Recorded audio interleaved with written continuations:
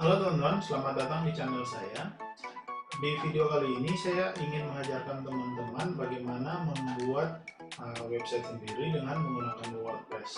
Nah, mungkin orang berpikir bahwa membuat website itu sulit.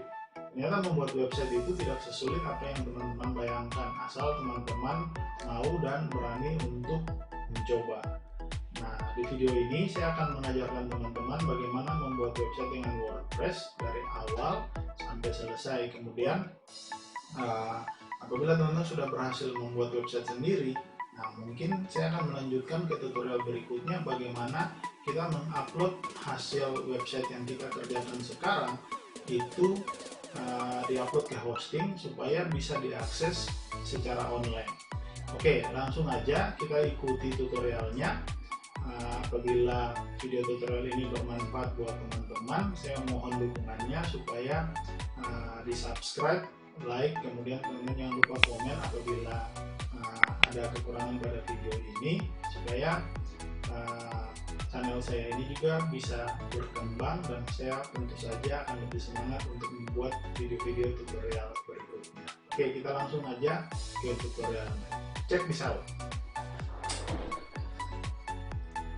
Oke teman-teman, jadi untuk memulai membuat website dengan WordPress ada dua item awal yang harus teman-teman persiapkan. Yang pertama adalah WordPress itu sendiri, lalu yang kedua teman-teman harus mempersiapkan aplikasi atau software untuk web server.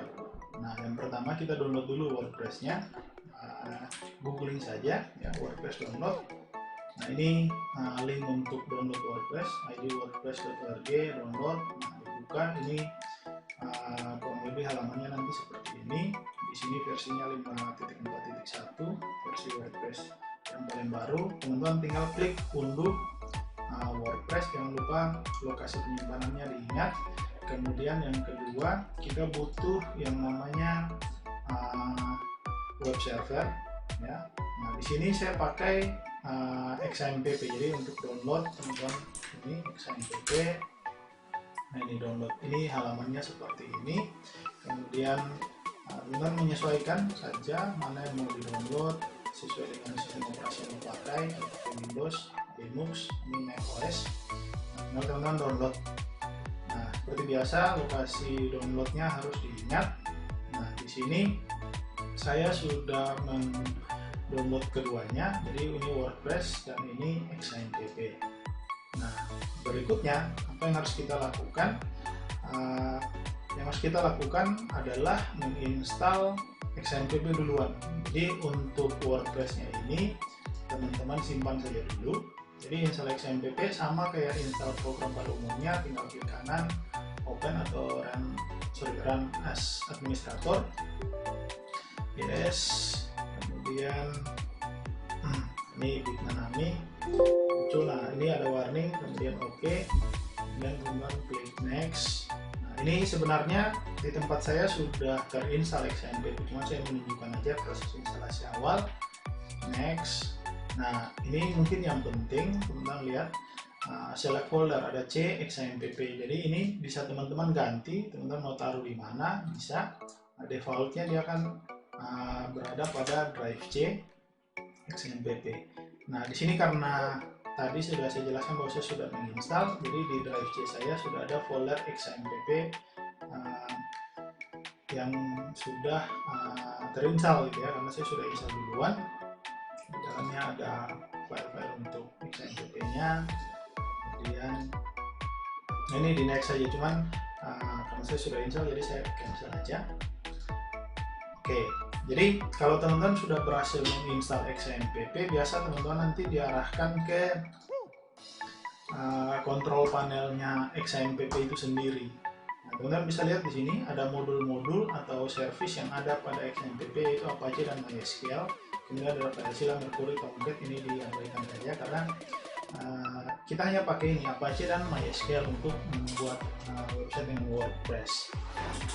Nah, di sini secara default ya belum start, jadi untuk menggunakan Apache dan MySQL teman-teman klik tombol start di sini sampai warnanya hijau. Kalau sudah warnanya hijau seperti ini berarti Apache dan MySQL-nya, servisnya itu sudah bisa kita gunakan. Nah, untuk mencari tahu apakah sudah bisa kita gunakan, nah kita coba buka salah satu ya, misalnya di sini adminnya MySQL.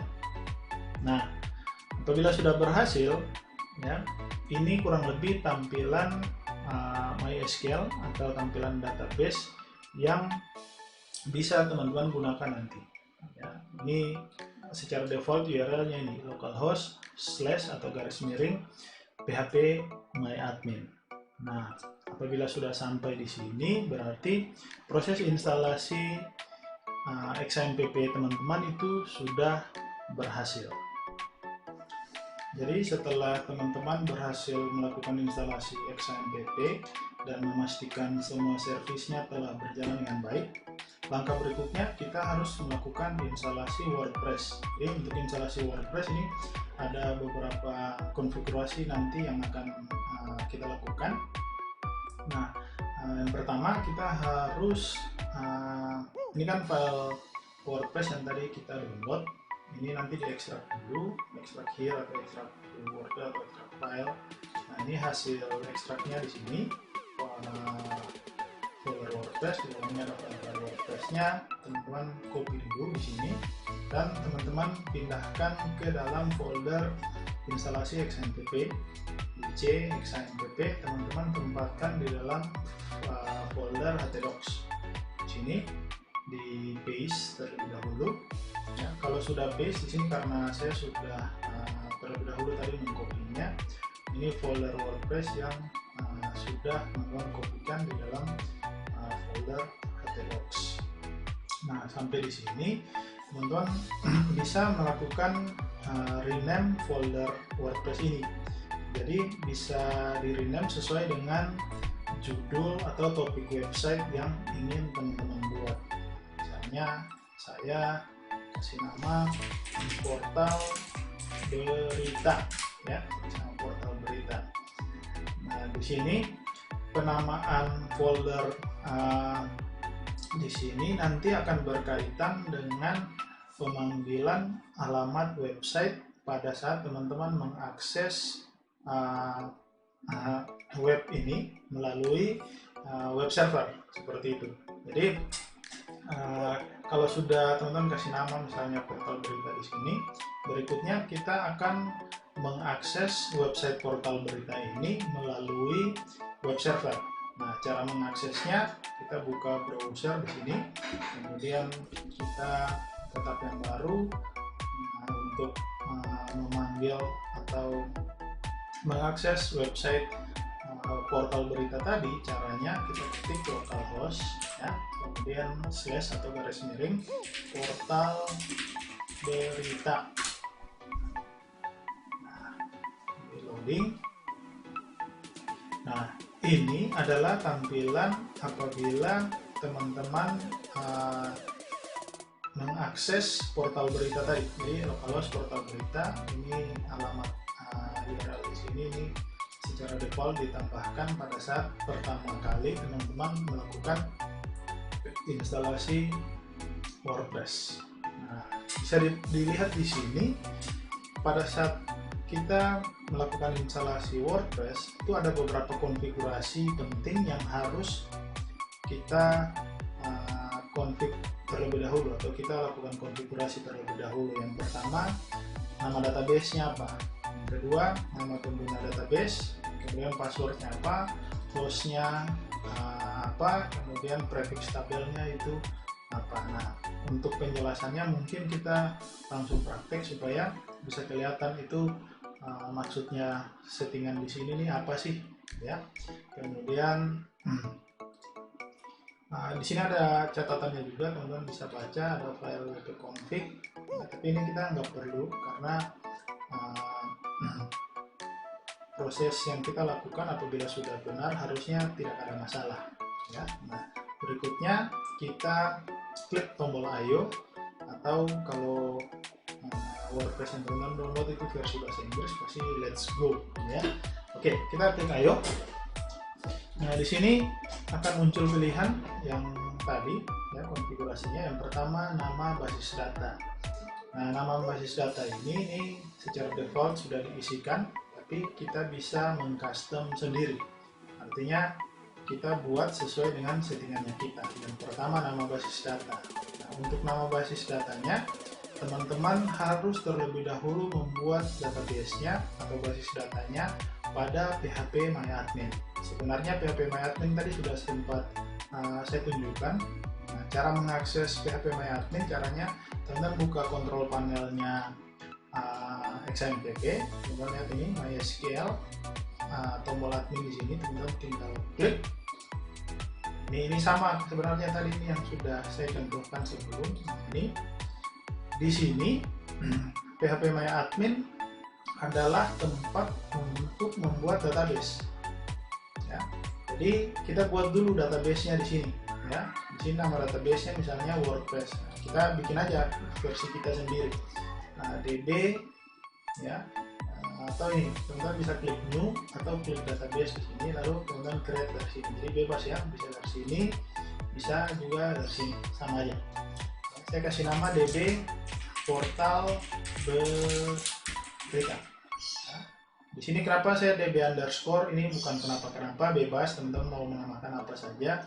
Cuman saya terbiasa membuat database itu saya kasih DB kemudian underscore, ini bisa dilihat nih. Nah, kemudian klik saja create. Nah, apabila sudah database-nya sudah berhasil dibuat dan ini sudah akan muncul di list database di sini. Ini ada DB portal berita. Database inilah yang nanti akan kita pakai untuk bekerja dengan WordPress atau file WordPress atau website yang nanti akan kita buat dengan menggunakan WordPress. Berarti di sini ya di tab yang tadi kita isikan dengan DB underscore portal berita. Nah, kalau sudah teman-teman lihat nama pengguna. Nama pengguna ini secara default pada saat kita menginstal XAMPP, nama penggunanya itu pasti root, kemudian passwordnya itu pasti kosong. Jadi root, password kosong. Jadi instalasi XAMPP secara default nama penggunanya itu root dan passwordnya kosong. Kemudian host basis datanya localhost sudah benar, tidak perlu diganti lagi. Kemudian prefix tabelnya ini wp underscore. Jadi ini sebenarnya bisa kita kasih nama juga, misalnya tb atau tabel boleh ya, atau wp aja ya, default dibiarin aja. Kalau sudah, teman-teman tinggal klik kirim ya. Nah, tapi sebelum klik kirim di sini sebaiknya teman-teman perhatikan lagi konfigurasi di atas ini, jangan sampai salah. Kalau sudah, klik. Oke sobat, Anda telah berhasil melewati bagian instalasi. Jadi WordPress ini sudah dapat berkomunikasi dengan database. Jika Anda siap, sekarang saatnya untuk jalankan pemasangan atau proses instalasi WordPress di step 2 ya. Sudah siap untuk kita eksekusi. Kita klik saja. Nah, kalau sudah, di sini teman-teman perhatikan, kita akan masuk ke konfigurasi berikutnya, yaitu kita mengisi di sini teman-teman lihat informasi yang dibutuhkan. Yang pertama ada judul situs atau judul atau titel website yang akan kita buat. Misalnya tadi saya kan pengen bikin situs untuk portal berita, saya kasih nama portal berita online ya, portal berita online lah. Nah, kemudian di sini kita harus memasukkan nama pengguna. Nama pengguna ini untuk apa? Nah, nama pengguna ini adalah username dan password yang nanti akan kita gunakan sebagai, atau kita login sebagai admin atau administrator WordPress. Jadi orang yang nanti mengelola website yang dibuat dengan menggunakan WordPress ini, username dan passwordnya apa. Silakan teman-teman tulis. Misalnya saya kasih admin, kemudian sandinya di sini saya kasih misalnya pagar admin 2020. Saya kasih pagar lagi seperti ini, pagar admin 2020 pagar. Kemudian email saya kasih aja email ini bisa kita ngasal juga sih, nggak masalah sih. Saya kasih ini misalnya naruhnya facebook.com. Kemudian ini halaman mesin pencari, jadi ini untuk supaya bisa situs kita ini bisa terindeks oleh Google. Ini karena kita kan masih bekerja offline, jadi sebenarnya dicentang atau nggak dicentang juga nggak ada masalah sih. Kemudian kita klik install WordPress ya. Jadi pastikan ini sudah benar, kita klik install WordPress.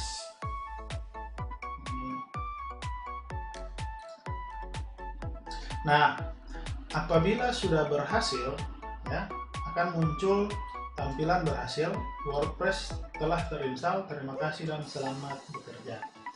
Nah, ini log masuk ini adalah nanti teman-teman ketika klik, teman-teman akan diarahkan ke halaman login untuk teman-teman mengelola website WordPress yang teman-teman buat, atau sering disebut istilahnya backend-nya WordPress lah ya. Sementara websitenya disebut frontend, untuk mengelola websitenya sering disebut sebagai backend-nya WordPress pastinya gitu. Nah, kalau sudah, teman-teman klik log masuk. Kalau sudah, kita isi tadi admin, passwordnya adalah pagar admin 2020 pagar ya. Dicentang supaya teman-teman kalau akses webnya nggak perlu login lagi. Kita klik log masuk. Nah, apabila teman-teman berhasil login dengan misalkan nomor password yang tadi dimasukkan, teman-teman dapat melihat di sini. Inilah tampilan dashboard dari administrator WordPress, atau tadi saya sebut backendnya WordPress di sini. Nah, disinilah tempat untuk nanti teman-teman mengelola, melakukan kustomisasi untuk mempercantik tampilan website yang teman-teman kerjakan. Ya, jadi WordPress di sini ada fitur-fitur yang disediakan melalui menu yang di bagian kiri di sini. Menu inilah yang nanti bisa teman-teman gunakan untuk kustomisasi tampilan website.